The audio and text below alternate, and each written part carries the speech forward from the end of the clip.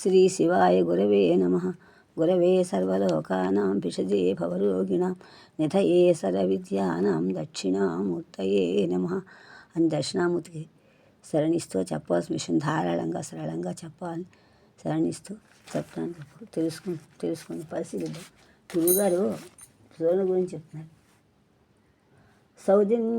సౌజన్యజేయమయి బుధ పూజిత కవన ప్రభావ పూర్ణం వై విభ్రాజి కళాపూర్ణోదయ తేజితము ఒక దీప్తి అసట తీర్పులు దిద్దెన్. అందరకవులు కూడా విరూపాక్షస్వామిలా కనిపించాలని చెప్పుకుంటున్నాము. ఆ విరూపాక్షస్వామి రూపంలో నుండి ఎలా కనిపించాడంటే కళాపూర్ణోదయం వీడి కర్త పింగళి సూరన. సౌజన్యజేతేజమయి బుధ పూజిత కవన ప్రభావ పూర్ణం వై విభ్రాజి కళాపూర్ణోదయ తేజితము ఒక దీప్తి అచట తీర్పులు దిద్దెన్. సౌజన్యంతో అందరికీ అందరు సుజనులందరూ కూడా జయించేటువంటి మంచి బుద్ధిగా ఉంటుంది. పూజించబో ఆకారం కలవాడే. తర్వాత పండితుల చేత పూజించేటువంటి కవిత్వంతో పూజించే ప్రకృష్టమైన భావాలతోటి సంపూర్ణమైనటువంటి పరిపుష్టమైన భావాలతోటి భావప్రకటనతో కవిత్వంతో నిండి విభ్రాయిత ఆశ్చర్యంగా ఉండి ప్రకాశిస్తుండే అనేక రసాలతో ప్రకాశిస్తున్నట్టు కళ్ళకు అన్ని కళ్ళకు సంపూర్ణంగా ఉదయమైనటువంటి తేజమైనటువంటి ఒక దీప్తి ఒక కాంతి అక్కడ కనిపిస్తుందని చెప్తున్నారు. దాన్ని చెప్పి ఒకసారి పింగళి మంగళవారం ఒకసారి అమ్మవారి దండం పెట్టుకొని మంగళవారం కదా వాళ్ళ చెప్పు గణింపంగదవమ్మ శాంకరి శివా కళ్యాణి లోకేశ్వరి గణింపంగదవే గదే గణింపంగదే సర్వమంగళ సతీ గౌరీ ఉమాంబికా గణింపంగదవమ్మ పార్వతి మహాకంఠీరవాధ్యాసిని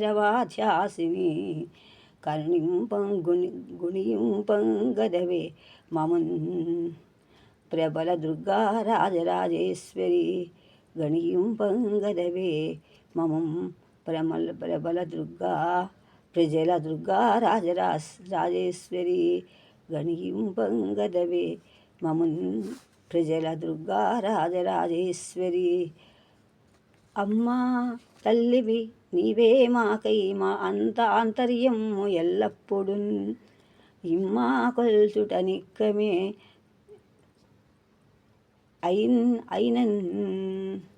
అయినచో ఇమ్మా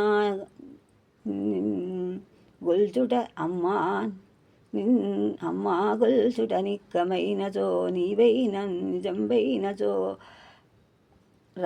కొమ్మాయి శతకము ప్రీతి పసిడి కొండం వలే వేగన్ కొమ్మ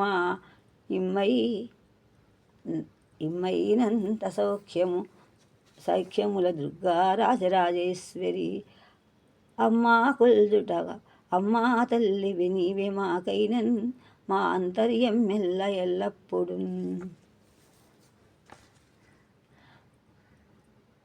ఇమ్మా కొల్చుట నిక్కమైనచో నీవే నిజంవైనచో కొమ్మాయి శతకం ప్రీతి పసిడి కొండం వలెన్ వేగమే రమ్మ ఇమ్ము అనంత సౌఖ్యముల దుర్గా రాజరాజేశ్వరి అని చెప్పి పింగళ స్వామి గురించి ఒకసారి మనం చెప్పింది. పింగళ స్వామి చెప్పడానికి మధ్యాంధ్ర కవులు అంటారు. ఈయన శిల్పశాస్త్రం భావబంధురమైన కవితా రచనలు కూడా పింగళ స్వామి సాటి వచ్చే కవులు ఎవరూ లేరు.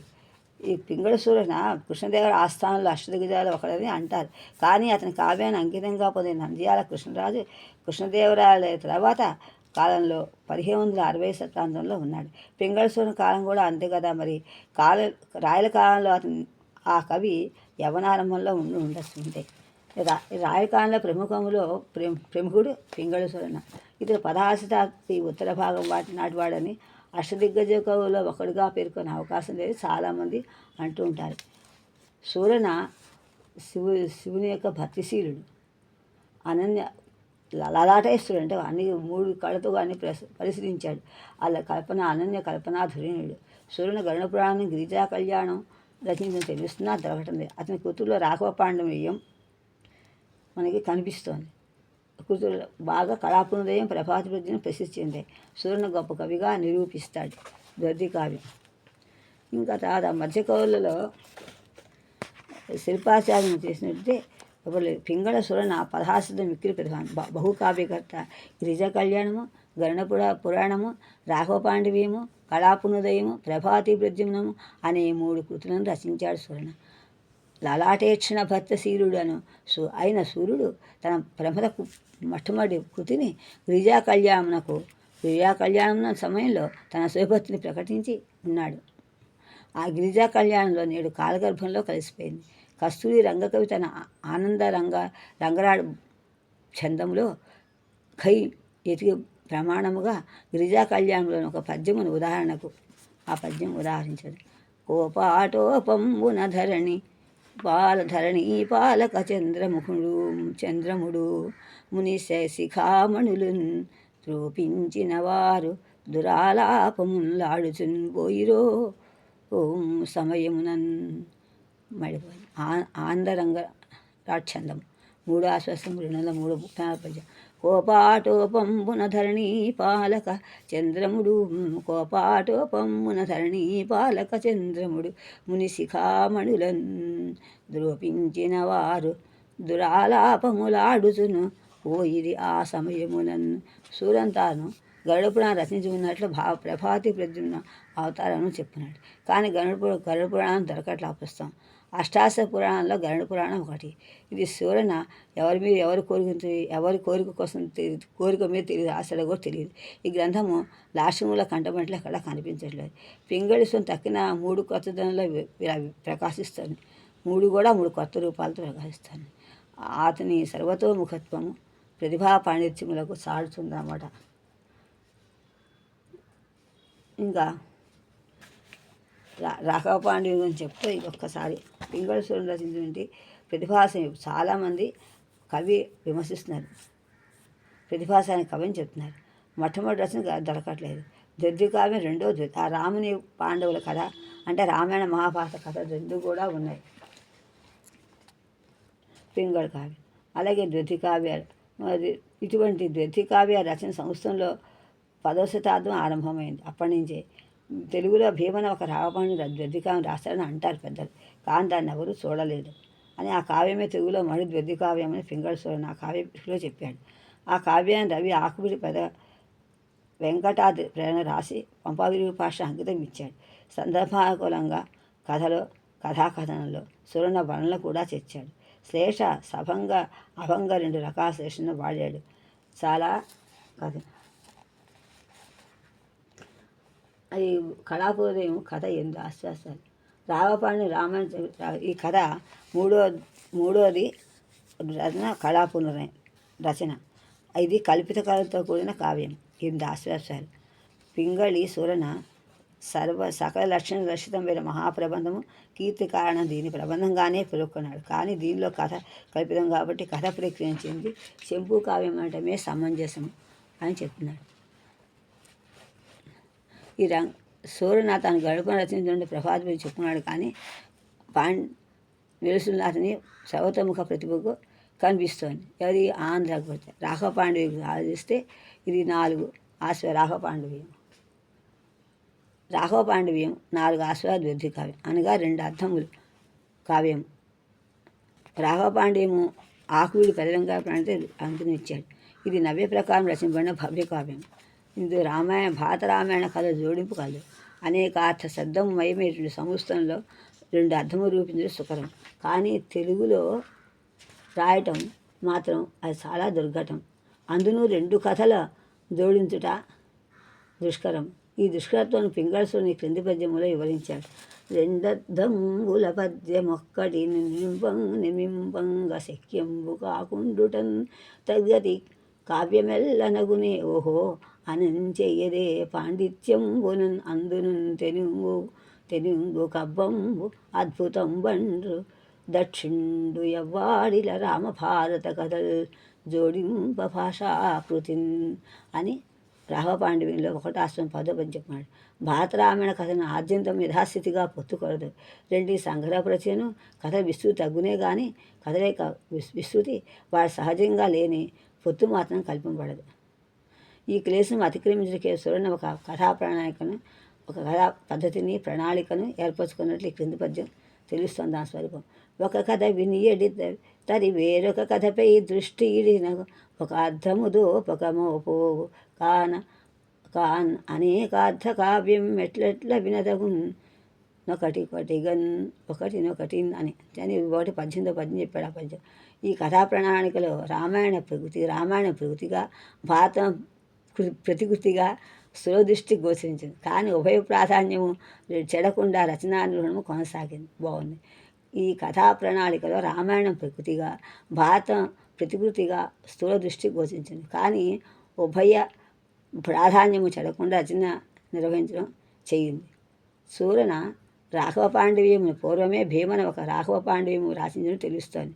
ఈ క్రింది పద్యం తెలుస్తోంది అని ఈ విషయం తనే చెప్పుకున్నాడు. భీమన తొల్లి చెప్పినను పెద్దల మాటయే కాని అందు నుండేమి ఎడన్ నిల్చుట ఎవ్వరు కానరు అటుండ నిమ్ము నానా మహత ప్రబంధ రచనా ఘన విశ్రుతి నీకుద కలుగుటన్ నామది త్వద్వయార్థకృతి నైపుణిం కలదంచు నించెదన్ నామది తద్వయార్థకృతి నైపుణ్యం కలదు అంచు నించెదన్ అని రాఘపాండవ్యం సవినయంగా చెప్పుకున్నాడు. అందువల్ల దీన్ని బట్టి భీమకవి రాఘపాండవ్యం పింగళ సూరన్న కామునాటికే వృత్తమైనట్లు తెలుస్తోంది.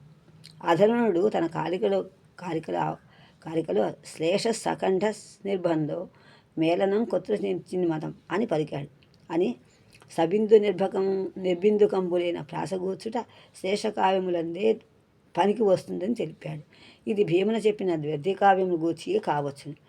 తెలుగులో లభ్యమైన తొలి ద్వ్యర్థికావ్యము పింగళసూరు రచించిన రాఘపాండవ్యమే. అది వస్తోంది కాబట్టి సాహసం. ద్వ్యర్థికావ్య రచన సాహసముని గుర్తించి సూరన తన వినయమును ప్రకటించాడు. కో విధానుకంప ఘనబుద్ధి చూపెద చమత్కృతి మత్కవిత్వము అని సూరన తను చెప్పుకున్నాడు. అందువలన కథా సంవిధానం చేయకుండా, కథద్వయ సంఘటనము చేయకుండా చేస్తున్నప్పుడు, కథద్వయం చేస్తున్నప్పుడు, రెండు అర్థాలు సంఘటన చేస్తున్నప్పుడు, రెండు అర్థాలు రావడానికి పింగళ సూరన ఆత్మ వ్యవస్థార్థము ఏర్పరచుకున్నాడు. షడ్విధములను నియమం చెప్పుకున్నాడు. ఇది చేస్తున్నప్పుడు నాకు నియమాలు పెట్టిన ఆ నియమాల ప్రకారం రాశాడు. ఆ నియమాలు రాశాడో మనం గమనిద్దాం. రాసి ఒక్కచోటికి వెళదాం కొంచెం. ఆంధ్ర భాషా సంస్కృత అభిభాషా శ్లేష ఒక్కొక్క చోట శుచిత శబ్దశ్లేషం ఒక్కొక్క చోట అర్థశ్లేష ఒక్కొక్క తరిని ముఖ్య గౌణ వృత్తి శ్లేష ఘటన ఒక్కొక్క తరి అర్థాన్వయము వేరయగుచున్ ఉనికి శబ్దాన్వయ విభేద సంగతి ఒక్కొక్క తరిని ఇవి ఒక్కొక్క తరిని 2-3 కూడుటైన సముజ్వలముగాగా నాకు తోచిన గతి పెక్కుబోకలం అమర భారత రామభారత కథలు పర్యాయ దృష్టి చూచు సుమతులకేర్పడగా నాచరింతు అని చాలా వినయంగా రాఘవ పాండవ్యంలో విచిత్రమైన శ్లేషమని ఇందు మూలమని వ్యక్తమవుతుంది. పైపద్యం 6 రకముల నియమాలను కూడా ఇందులో ప్రతి పద్యం ప్రతి చోట ఎక్కువ అస్వస్థాన్ని కనిపిస్తూ ఉంటుంది ఎల్లప్పుడూ కూడా. ఒకటి సమస్త భాషా శ్లేష, ఒక్కొక్కసారి శబ్దశ్లేష, ఒకసారి అర్ధశ్లేష, ఒకసారి గౌణమూర్తి, ఒకసారి అది ఒక్కొక్కసారి అర్థాన్వయం వేరవటం, ఇలా ఒక్కొక్కసారి శబ్దాన్వయం విభేద సంగతి, ఒక్కొక్కసారి 2 అర్థాలు 3 ఉంటాయి, 1, 2, 3 అర్థాలు వస్తుంటాయి. ఇలా ఒక్కటే ప్రకాశిస్తూ సముజ్వలంగా పూర్తిగా ప్రకాశిస్తూ నా తోచిన విధంగా నేను జాగ్రత్తగా అందరికీ అర్థమయ్యేట రామభారత కథలు దృష్టి చూసినట్టుగా మంచి మతులు బుద్ధిమంతుడు దాని దృష్టి ఆశించేట్టు గౌరవించేట్టుగా రాస్తా అని రాఘవ పాండవ్యంలో నేను చెప్తున్నాను. కళాపండి ఇది ఒక్కటి మనం ఎలాగో విరుద్ధం ఒకసారి. ఒక భాషలో పదమును విరుపు వల్ల సంస్థమునకు మూలంలో ఒక అర్థము తెలుగులో వేరొక అర్థము పుట్టించడం. దశరథుడు ఏనుగును కొని ముని బాలకుని చంపిన తర్వాత అతన్ని తీసుకొని తల్లిదండ్రులకు అప్పగించే ఘట్టంలో ఈ కింది పద్యం చెప్తున్నాడు. విని అతని తనపై నిడుకొని ఏగి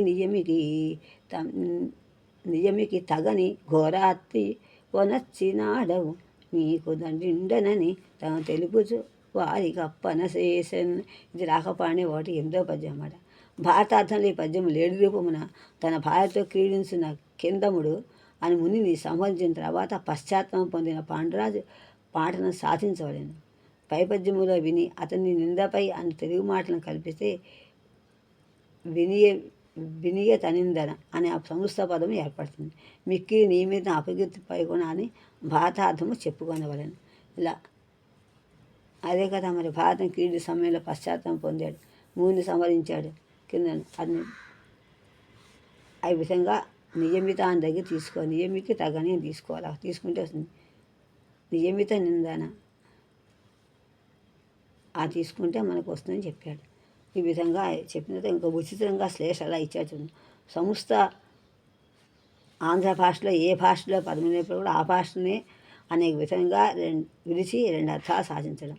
సంస్థ భాషలో పదములను 2 రకాలుగా విడిచడం వలన సాధించు అభంగ శ్లేష ఉదాహరణ ఈ పద్యం.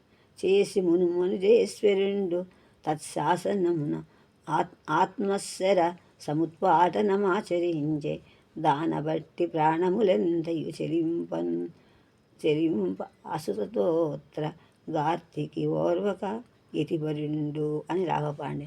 అంటే తన కొడుకు మరణించిన వార్త భరింపలేక బాధతో ముని దశరథుడు శపించే సందర్భం మధ్యం ఇది. పాండురాజు తన బాణములకు ఆహుతి అయినటువంటి ముని స్వయంగా అతన్ని శపించబోయినట్లు భారతార్థము చెప్పుకోవాలి.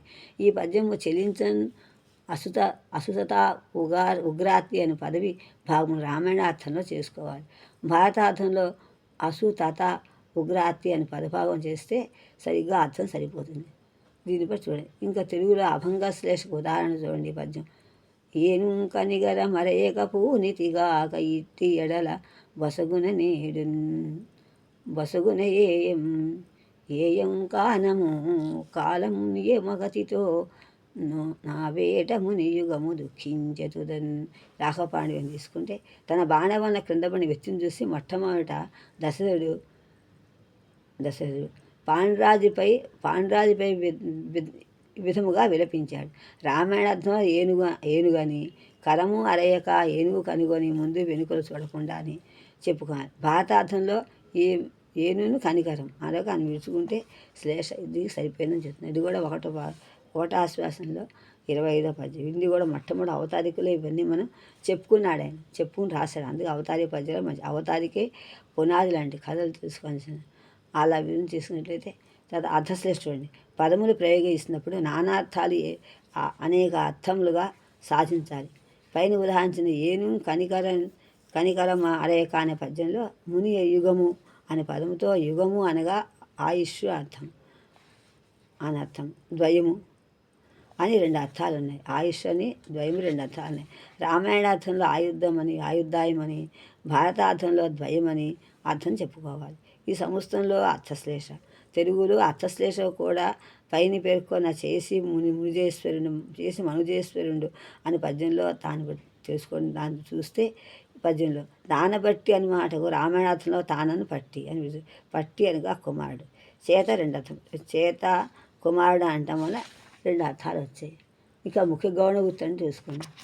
గౌణగుర్తు అనగానే వాచ్యార్థానికి లక్ష్యార్థానికి శ్లేష అంటే ఏంటి? లోకంలో రూఢిగా వ్యాప్తిలో ఉన్న పదాలకు తెలివితేటలతో మరొక అర్థమును సాధించుట ముఖ్య గౌణ శేష వృత్తి శ్లేష.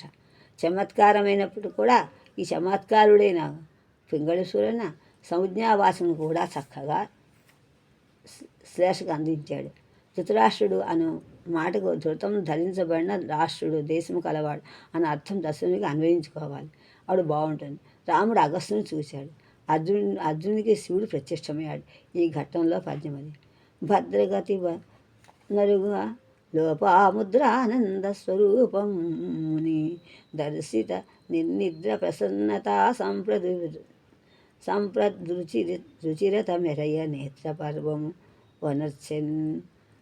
భద్రగతి నరుగన్ లోపాముద్రానంద స్వరూపము నిదర్శిత నిర్నిద్ర ప్రసన్నత రుచిరత మెరయా రుచిరత మెరయా నేత్ర పర్వమనచ్చని రాహపాణి 3వ ఆశ్వాసన 53వ పద్యం. చూడండి, అగస్త్యుని భార్య లోపాముద్ర భారతార్థంలో భద్రగతి సులభశీలలు చేతైనటువంటి అరుకు నిరామయమైన ఆలోపంలో అక్షయమైన అముద్రానంద నిరవధికమైన ఆనందము కల అని విసుగు అర్థం చెప్పుకొని సరిపోయింది. అక్కడ విశ్వామిత్రుడు అనే పదమునకు భారతార్థంలో విశ్వామిత్ర అని విడిచి అర్థం చెప్పుకోవాలి. అయోధ్య దశరథుడు పట్టణం భారతార్థంలో యుద్ధము చేయుటకు అసాధ్యమేది. ఈ విధంగా చెప్పుకోండి. ఇలా గౌణముఖ్యాతం అర్థాన్వేశ్లేష పదార్థం వేరుగా అన్వయించాలి. ఒక పదాన్ని దాని అర్థాన్ని ఒక పదం యొక్క అర్థాన్ని వేరువేరుగా అన్వయించాలి. దీనికి ఉదాహరణ క్రింది పద్యం కనిపిస్తుంది. ధృతి కుంతి మద్రభూపతుల నెయ్యపు కన్య కలన వాళ్ళు దూపుల జయించి అలరారు అతను జయశ్రీల స్వరించి రాహపాణి 1:7 పద్యం.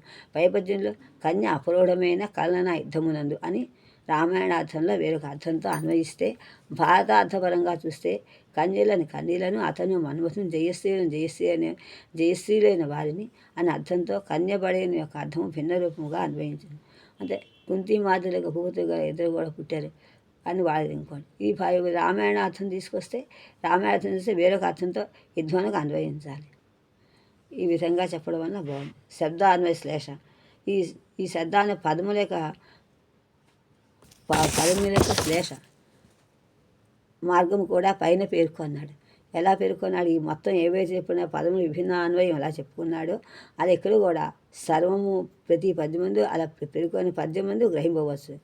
ఈ పద్యాన్ని చూసుకుంటూ ఉంటే అందు జయించి అని పదము వరించి అని అర్థం కూడా హేతు. అంటే నానార్థ భాషా జ్ఞానం ఉండాలి, ఉత్పత్తి అర్థాలు రావాలి, రావాలి. రామాయణార్థం అనే భాషను పట్టుండాలి, ఆ దయ ఉండాలి, అమ్మవారికి దయ ఉండాలి, ఆ వేదావత స్వరూపం వేదమైన స్వరూపం శివుని అనుగ్రహం ఉండాలి అనే ఉంచగానే మీరు రావు. ఆరా అని పదముతో భారతార్థం అన్వయింపవచ్చు. పై పద్యములో కన్యకలను అన్న చోట సంస్కృతాంతము శ్లేషము శబ్దార్థములు విభిన్నాన్వయ శ్లేషయు సాంకర్యము పొందినట్లు గుర్తించాలి, లేకపోతే అర్థం కాదు. ఇలా ఈ విధంగా షడ్విధములైన శ్లేషలను ఉపయోగించి పింగళ సూర్ణ రాఘపాండివ్యం అనే ద్వ్యధికావ్యాన్ని రచించాడు. ఆబాలవృద్ధ ప్రసిద్ధములైన రామాయణ భారత కథలను సూర్యన గ్రహించి ఉండడం చేత పాఠకులు కథా సందర్భములను విదితము ఈ కథలో సమానాంశాలు కల ఘట్టములు పిక్కులున్నాయి. దశరథుడి పుత్రులు లేకపోవడం, పాండ్రాజు పుత్రులు లేకుండుట, దశరథుని వేటైంది శాపం తగులుట, పాండ్రానికి శాపం తగులుట, రాముని శివధను భంగము, అర్జుని మత్స్యయంత్ర ఖేదనము మొదలైన సమానాంశం దృష్టి పెట్టుకొని పింగళ సూరన రాఘవపాండ్యం 2 అర్థములను సాధించాడు. భారత కథలో సన్నివేశాలు ఎక్కువ, రామాయణ కథ ఎందుకు వృత్తాంతాలు తక్కువ. రామాయణ కథలో వృత్తాంతాలు తక్కువ, భారతంలో సన్నివేశాలు. అందువలన భారతార్థ కథ కుంటుపడకుండా వేగంగా నడిచిపోతుంది. రామాయణార్థ కథ మందగమనము చేయుచు వర్ణనాత్మకమైన ప్రవృత్తిమయముగా ఉంటుంది. భారతపరమైన అర్థంలో కథాంశములు ఎక్కువగా ఉండడం వల్ల అది మిక్కిలి రమ్యంగా అందంగా ఉంటుంది. రామాయణపరమైన అర్థము కథ సన్నగిలటం వలన వర్ణనలు ఎక్కువై శ్లేషార్థం బలవంతంగా పాండిత్యం ఉపయోగించిన వారు కానీ సాధింపడు అని ఖండవీర లక్ష్మణం గారు అన్నారు. రామభారత కథలను జోడించడం కొరకు సూరణ ప్రసిద్ధ కథలలో చేసిన మార్పులు వచ్చిన చిన్న సీతారామ శాస్త్రి గారు చెప్పారు. కానీ దృఢికావ్యం మీద కథ కొంతవరకు ఎవరూ చదవరు. అవి సామాన్య కథలకు అందుబాటులో ఉండవు, పండితులకు మాత్రమే రుచించును. పదములకు లేని అర్థాలు తన పాండిత్యము పౌడిచే కానీ నైఖండిక సహాయమును కానీ సాధించి భావ సంపద కానీ రససంపద కానీ లేని తన గారడీ కవిత చేతను, తన పాండితీ కౌశలము చేతను ఈ కవి సూరణ పడితల ఆశ్చర్యం నిమగ్నులుగా చేయును, కానీ పరవశులుగా చేయజాలడు అని ఈ ఇండి వెంకట వీర రాఘవాచార్యులు చెప్పిన మాటలు యథార్థం. రసప్రతీతికి అర్థద్వయ ఘటనాశ్లేషం అడ్డు వచ్చినట్లు యథార్థమైనటువంటి రాఘవ పాండవ్యం అందు చమత్కృతి లేకపోలేదు. ఇది హృదయమునకు పండుగ చేయకున్నను బుద్ధికి పని కల్పించి రెండు అర్థము తెలిసిన తర్వాత చమత్కార హేతువైన సహృదయమైన రసాందము కలుగును. అందుకే ఆలోచనామృతం సాహిత్యం అన్నాడు. ఆనందము కన్నా కవి యొక్క పాండిత్యమునకు ఓహో ఎం చేయుటే దధికావ్యమునక పర్యవసానం. ఇంత క్లేశానికి హుళమైనటువంటి కావ్యములో కూడా పింగళ సూరన తన సహజమైన మృదు కవిత్వ ధోరణి చక్కగా ప్రదర్శించాడు. తెలుగులో తర్వాతి కావ్య ద్వితీయ మార్గదర్శకుడు పింగళ సూరనయ్యే మరి అని చెప్పుకోవడంలో ఏం విశేషం ఆశ్చర్యం లేదు అని చెప్తున్నారు. చాలామంది రాసినప్పుడు కూడా ఉందన్నమాట. అందునే రాఘవ పాండ్యంలో ఒక అదే చెప్పిన ఆంధ్ర భాష ఇది అదే చెప్పాడు ఇక్కడ. తరి నీ ఒక్కొక్క తరి రెండు విధంగా ఆరకం శేషుడు చెప్పాను. వినీతంబై నిడుకొని ఏగి నియతికి తగని ఘోర తిరియన నచ్చినాడన్ మీకు దండిండనని తను తెలుపుచు వారి కప్పన చేసెన్. ఆంధ్ర భాషా సంస్థ భాషాశ్లేష ఈ భాష యొక్క పదముల విలువ వల్ల తెలుగులో ఒక అర్థము, సంస్థలో మరొక అర్థం ఏర్పడుతుంది. అందువల్ల వినయంగా కిందముడి చేత మునిని చంపి ఆ తర్వాత పశ్చాత్తిన పాండురాజు చెప్పేటప్పుడు భారతార్థం సంబంధం గ్రహించి మిగతా మిక్కిలి నియమితం పని చెప్పాడు. కాబట్టి ఇక్కడ ఈ శ్లోకం చక్కగా అర్థంగా చెప్తున్నాడు, వినయంగా చెప్పుకున్నాడు. వినీత నిందనపై నిడుకొని ఏగి నియమికి తగని ఘోరాత్య నచ్చినవాడ మీకు దండిండెనని తను తెలుపుచు వారి కప్పన చేసెన్.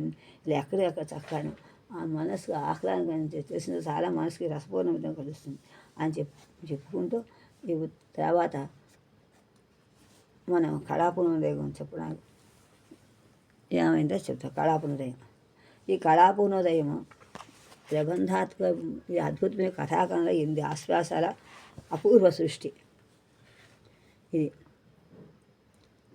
ఇది కల్పన ఇందాసు దీన్ని సూరన నంద్యాల కృష్ణరాజు అంకితం చేశాడు. దీన్ని ఎలా ఉంది? ఇది ఊహాతీతమైన కథల మలుపులతోని ఈ కళాపూర్ణోదయం ప్రబంధ యుగంలో ఒక విప్లవాత్మకమైనటువంటి రచన, విప్లవం తెచ్చింది. అపూర్వ సృష్టి ఊహాతీతమైన కథల మలుపులతోనూ వివిధ ఉపాఖ్యానాలతోడను ఆ యుగం అంతటిని హుదూతలూగించిన అసాధారణ ప్రబంధం ఇది.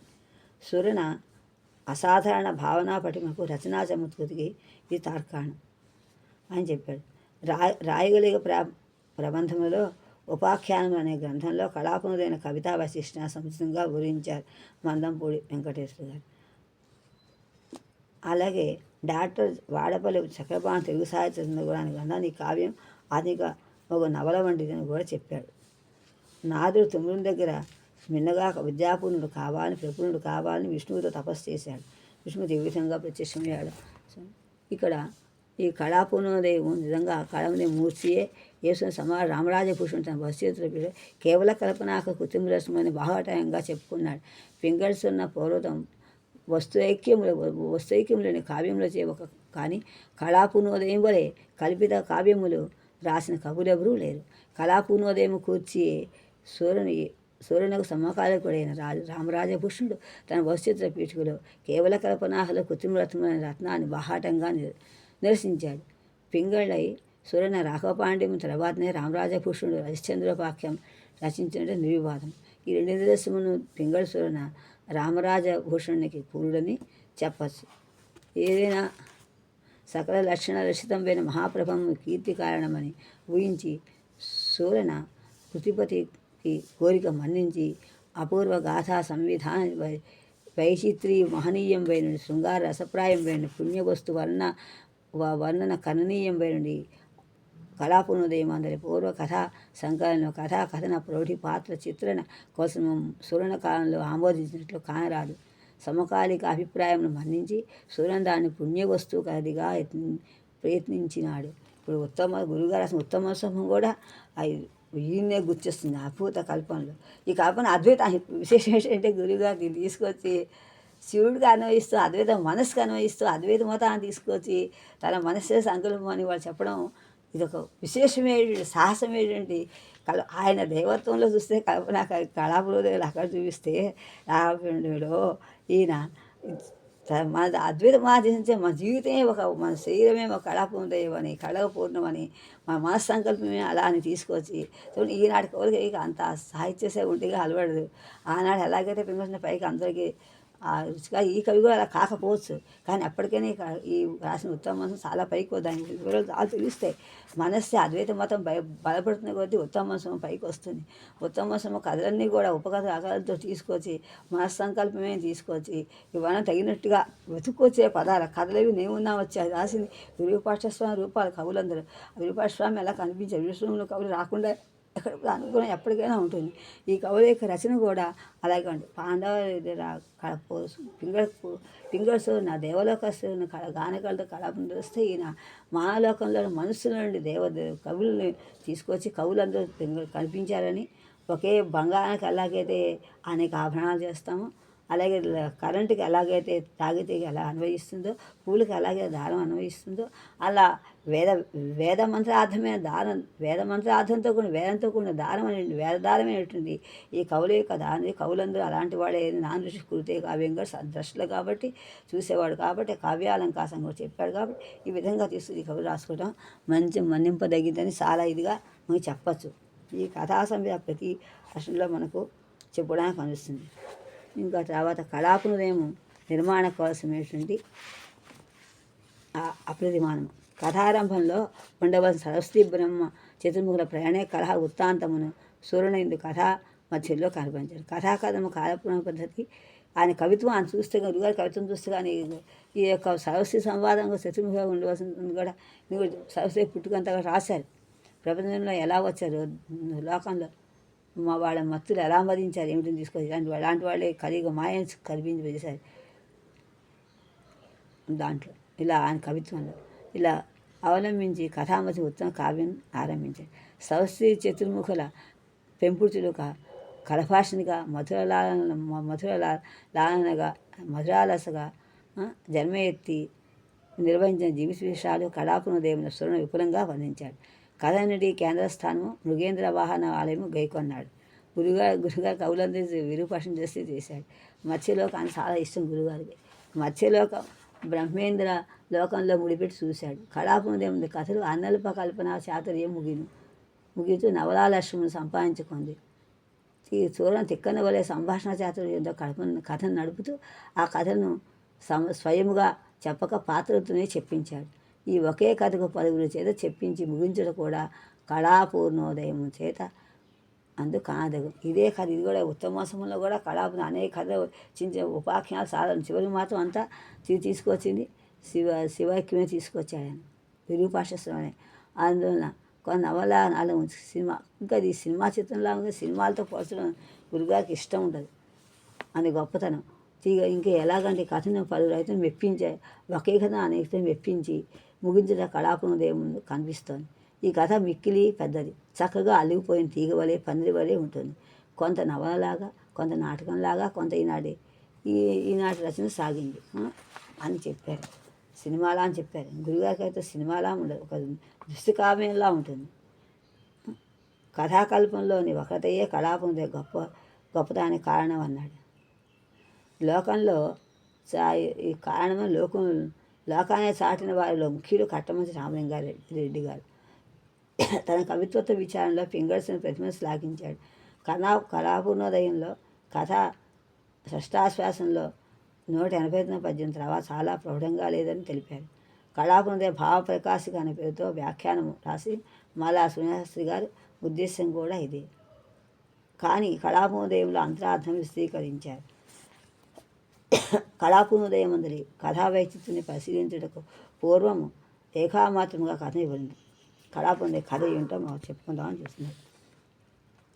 కళాపూర్ణోదయం గాన విద్య ప్రపూర్ణుడే కావాలని విష్ణు కోసం నాదుడు తుంబురుడు గొప్పగా గాన విద్యా ప్రపూర్ణుడు కావాలని విష్ణువు కోసం తపస్సు చేశాడు. అప్పుడు విష్ణుమూర్తి ఏ విధంగా ప్రత్యక్షమయ్యాడో మొదటి స్వరంగా చూపిస్తున్నాడు.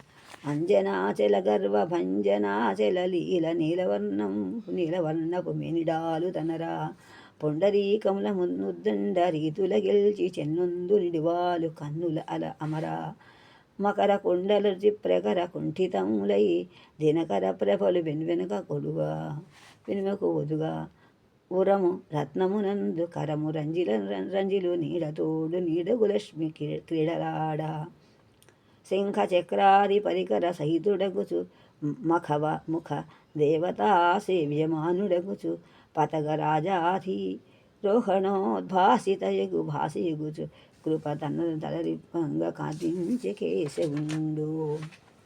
సామాన్యంగా విష్ణుడు ఒక్కడే ప్రత్యక్షమవుతాడు. కానీ చూడండి, ఈ పద్యంలో అలా కాకుండా నారదునికి సకుటుంబ పరివారంగా విష్ణువు చూపించాడు. సంగీతం నేర్చుకున్న తర్వాత కలభాషణ ఒక ఉద్యానంలో ఒంటరిగా ఉండగా ఓ సిద్ధుడు వస్తాడు. ఆ సిద్ధుడు రూపురేఖ సహజంగా వర్ణిస్తాడు. లయితవ భూతి పూతయును లాతపు కోలయున్ కక్షపాలమున్ పాలయున్ మలకును చిన్ని కింజడల మందుల పొత్తము నాగబెత్తము లయిత కనుపట్టు కెన్నెరయు లాహరి మోదము సింగినాదము చెలువం రంగ నొప్పె ఒక సిద్ధుడు సింగపు వారు ఒంబోతోన్. తపోవర్ణన నన్నయ్య ఒక వడువు సృష్టించాడు. మిగిలిన కవులు దాన్ని పరిపుష్టం చేశాడు. సూరణ కూడా మణికంఠన్ తపోవనాన్ని వర్ణిస్తూ ముత్తపదగల స్థానంతో ఆ తపోవన మహిమతే ప్రకాశిస్తోంది రమణీయంగా చెప్పాడు. ఆవుల నాక గన్నర మోట్పు పులుల చెన్ను గుడివంగ పోవులేళ్ళు లేళ్ల చెల్లాట రంజిల్లెడు హరులు కోళ్లను గోక నలరు కరుల కరాళి వైఖరినాడు పాములు లాలించు బభృతతుల ప్రక్క పాయని ఎలుకల పెంచు పిల్లులు గలికి. అంటే తపోవనంలో జంతువులకు సహజ వైరం మాని జీవిస్తున్నాయి కనుక రాగద్వేషాతీతమైన ప్రశాంతంగా ఉందని భావం. ఈ విధంగా వనరులు సహజంగా సందర్భశుద్ధిగా కథాగానానికి తోడ్పడేలుగా ఉంటాయి. మణికంఠుడు శ్రీరంగనాథుని ఏ విధంగా దర్శించాడో ఆ చాతుర్యం చిత్రకారుడుగా మనకు ప్రత్యక్షం చేస్తాడు. ఇటువంటి వర్ణాయుతం కూడా కావ్యమంతటా కనిపించింది. నాటకీయంగా సాగింది కళాపనోదయం కూడా అని చెప్పుకుంటూ కళాపొందే బయట పూర్వం కథను ముందు కథమని చెప్పుకున్నాం. లేసప్ప కొంచెము రేఖామాత్రంగా కథను చూసి తెలుస్తున్నది. కళాపొందే కథా వైశిష్ట్యం ఏంటో. ద్వారకా నగరం ముందు ఉన్న కళాభాషిణి అను ద్వారకాంత మిక్కిలి సౌందర్యవతి వేశ్యకుల మందు జన్మించింది. మంచి గుణ సంపత్తి కలది, అభిమానవతి, విద్యావతి. ఒకనాడు సిరికత్తులతో కూడి ఉద్యానముందు ఉయ్యాలూగుతోంది. శ్రీకృష్ణ సందర్శనార్థమే ద్వారకే కూర్చుండే నారదుడు అతని శిష్యుడైన మణికంఠుడును ఉయ్యాలుగు ఆమె సౌందర్యమునకు ఆశ్చర్యపడి దేవతా స్త్రీల తహోదరుని కలిని ఆమె ప్రశంసించాడు. ఆమె ఆ సమీపం నుండే ఆకాశము విమానగతులైన రంభ నలకూబరులు వెళుతున్నారు. ఆ రంభ తానే అందగత్తని గర్వపడింది, గర్వం కలిది. నాదుడు చేసిన మానవకాంత ప్రశంసను రంభ అసూయపడినది. విమానం నాపి ఆ దివ్య ఋషి ఎక్కించుకొని వెనుక అతడు ఆడిన మాటకు ఎకసక్కములు ఆడింది. వదలని ప్రేమయండు అని నాదుడిని అప్సరస్సుల జంటను ఆశీర్వదింపగా వీళ్ళు వేళాకోవడం చేసింది. కళాపొందే 1:53 పద్యం. ఓ మునివర నీ దీవెనచే మాపై ప్రేమ కొంత చెడక నిలుచును ఏమో కాని ఇంక నీ నరభామల పోడుములకు ఇతడి భ్రమయక మున్నే అని కళాపొందే 1 ఆశ్వర్యం. ఇంకా 50 ఇది ఆశ్వాసంలో 58 పద్యం. మీరులు పెద్దరు త్రైలోక్యారాధ్యులను అరేమియన్నా అంటిరి గాక ఎవ్వారు మాంచెదరు ఇట నేమారసి ఆడితిరో అనుసు అడిగి తిననక అని నాదుడు నవ్వుతూ రంభాన్ని ప్రియుడు వసుడై ఉంటుందేట ఇట్లా ఆడినా చెల్లుతుందని చెప్పాడు. నిన్ను బోలు అదే మళ్ళీ 61 పద్యం. నిన్ను బోలు మైత నీకును వనజముఖి ఈతని బోలు వాడి ఈతనికి నెందును ఎంది కలిగిన కలుచునో ఇట్టినిగాఢపు ముదము సొంపు దీరులుచుని అని కథ చెప్పాడు. ఇలా నవ్వుల మాటలకు నవ్వుల చూసినటువంటి నాదుని మాట అమోఘమైంది. జీవితంలో రంభా నలకూబరుల వివాహం భూమికి దగ్గర వచ్చిన నలకూబరుని కలపాషి నరకూబరుని చూసి ఆనందం మెచ్చుకుంది ఆ అందాన్ని. నరకూబరుడు రంభను కళాపూర్ణుని కథను తర్వాత చెప్పుకొని ఉండటం వల్ల ఆ కథ చెప్పరాదని మాటలాడుచుండుట కూడా కలపాషిని వినింది. అప్పుడు నాదుడు శిష్యునితో భూమి దిగ కలపాషిని మొక్కి తన శిష్యాల గురించి వేడుకుంది. ఇప్పుడు కళాపు నాటకం చెప్పుకుంటున్నాం కదా,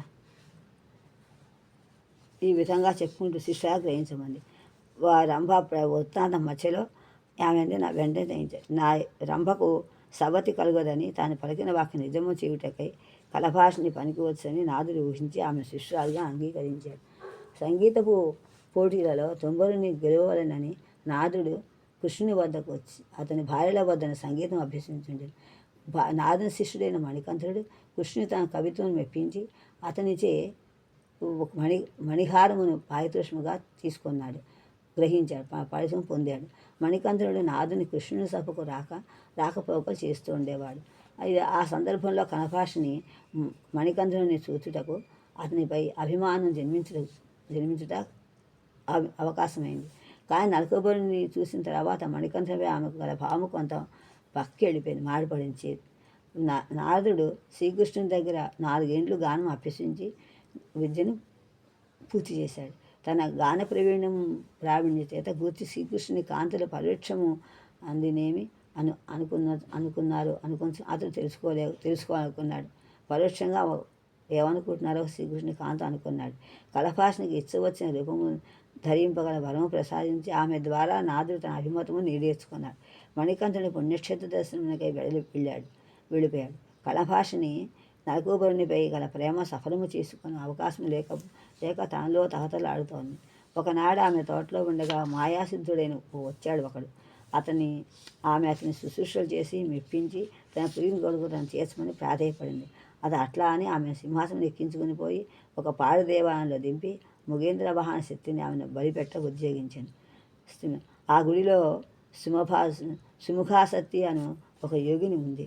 ఆమె కలపాని సౌందర్యం ముక్తత్వం పొంది జాలిపడి ఆమెను మాయాసిద్ధుడు చంపకుండా అడ్డుపడింది ఆమెను. అప్పుడు అంతటా మృగేంద్ర వాహన శక్తి ప్రభావం చేత మణిస్తంభుడు ఆ మాయాసిద్ధుడును కలపాషిని దూరముగా ఎచ్చడుకో విసిరివేయబడింది. మణిస్తంభుడు అనే మాయాసిద్ధుడు అక్కడ పడి సిద్ధుడు భయపడి పారిపోవడానికి ప్రయత్నించాడు, వెళ్ళిపోయాడు. ఈ లోపల కలపాషిని నాదుడు ఇచ్చినటువంటి వరప్రభావమున రంభరూపము చేసుకొని తన ప్రియుడే నరకూబరుని సరసన నిలిచింది. రంభా నరకూబరులు ఇద్దరు కూడా తమ దారిని వెళ్ళిపోయారు. కొంతసేపటికి వారి ఎందు రంభరూపము ఉన్న మరొక స్త్రీ ప్రత్యక్షమైంది. నరకూబరుని దక్కించుకున్నట్టుకై వారిద్దరి మధ్య వాదం పెరిగింది. నేనే రంభ అని, ఆసరంభ నేనే అని ఒకరు కలహించుకో దెబ్బలాడుకున్నారు. ఒట్టుసుమి అన్న నొట్టుసుమి అంచునేమేమి అనినచో ఏమేమి అనచు కానీ కదే అన్న కానీ కదే అంచు ఇంకేలా అనచు ఓసి పోవే అన్న ఓసి పోవే అంచు అవునంటిననుచు మరువకు ఇది అన్న మరువకు ఇది అంచు నీవెంతైనచు అని కళాపమోదయంలో మూడాసం చెప్పాడు. ఇలా వాదులాడుకున్నారు. ఒక రంభ మరొకతను చూసి దేవసభకు వెళ్ళి ఈ వివాదం పరిష్కరించాం అనుకున్నారు. మొదటి రంభ ఏదో వంక చూపి తాను దేవసభకు రానుంది. మొదటి రంభ ఆమె అసత్య రంభని నరకూబరుడు గుర్తించి ఆమెను త్రోసివేశాడు. నిజరంభ ఆమెను కత్తితో మరణం ఉన్నట్టు శపించి ప్రియునితో వెళ్ళింది. రంభా నరకూబరులు ఆ విధంగా ఆనందపురం పోతుండగా నరకూబర వేషధారి వాడు ఒకడు వారి కంటపడను. రంభ వారితో తన ప్రియుడు ఎవరో గుర్తింపలేక మసన పడుతోంది. రంభ ప్రియుడు నేనంటే నేను అని నరకూబర ద్వయం కలిహింపజూసి వారి దూసులను గుర్తించటకు కళాపూర్ణం ప్రసంగము మనకు ఎక్కడ వచ్చాను అని రంభ వారిని అడిగింది.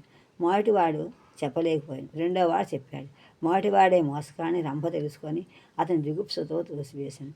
ఈ విధంగా నరకూబరుడు ఆ నరకూబరుని అల్పావశిష్టాయుగా శపించాడు. రంభా నరకూబరులు నారదుని అమోఘ వాక్యములను తలుచుకొని తమకు ప్రాయశ్చిత్తం అయినదనుకొని వెళ్ళిపోయారు. ఆ సమీపంలో దాగి ఉన్ని వింతలన్నీ చూస్తున్న మణిస్తంభ సిద్ధుడు మృగేంద్ర వాహనాలయం తిరిగి వచ్చాడు. కలపాషిని కూడా అతడికి వచ్చింది. మణికంఠనుడు ఈ లోపల ఎచ్చటి నుండి వచ్చి అతడు చేరుకున్నాడు. ఈ విధంగా కూడినటువంటి పూర్వ పరిస్థితులందరూ కూడా ఒకరిని చూసి ఒకరు ఆశ్చర్యపోయారు. సుముఖాసక్తి యోగిని వారి వృత్తాంతమును అడుగగా మణిస్తంభుడు తాను చూసిన రంభాద్వయ కథను నలకోబరద్వయ సన్నివేశం వర్ణించి చెప్పాడు. అలా మాయారంభం వేషమున వచ్చినది తానే అని నా కలభాషని చెప్పింది. మాయా నలకోబరుల వేషమున ఆ రంభతో వివరించి తానే అని మణికంఠుడు చెప్పాడు. కలభాషిని మణికంఠుడు ఇట్లు మారివేషములతో వండరులను కూడినందుకు సంతోషమున్న ఆశ్చర్యం చెందారు. మణికంఠునిపై మొదట తనకు అనురాగం ఉండినని, తనకు విధివశమున నలకోబరులను చూడగా అది మరి ఒక విధముగా మారినని, తనకు మణికంఠుని పొందు హృదయము ప్రీతిజనకమే అని కలభాషని సిగ్గుపడుతూ ఇట్లు సమాధానం ఇచ్చింది. ఆ ఇచ్చతనయుడు నిన్నే ఏ పొందితి తుదన్ వినిర్మల భాగ్యశ్రీ ఏమని చెప్పుదు పడబోయిన పూర్పున వాడు పొలికయ్యన్ అని కళాము 22-24 ఇట్టి మాటలు ఇప్పుడే నాడుకొనుటయు అనుచితంబు వారవనిత పలుకు లిచ్చకంపు నలక ఎవ్వరు నమ్మెదరు అని కాక దృష్టము అన్యవాంఛ అని చెప్పాడు. మణికంఠుడు ఆమె మనోవేదన శాంతింపజేయచ్చు తాను ఆమెను ప్రేమించి విధి ప్రేరణమైన రంభయందు మనస్సును గల్పించని బోరడించి తన తపోవృత్తాంతం అంతయు తెలిపాను. ఆమె మనస్సుకు ఉల్లాసం కలిగించడుగా మణికంఠుడు ఆమెకు సుగాత్రి సాన వృత్తాంతం వివరించాను.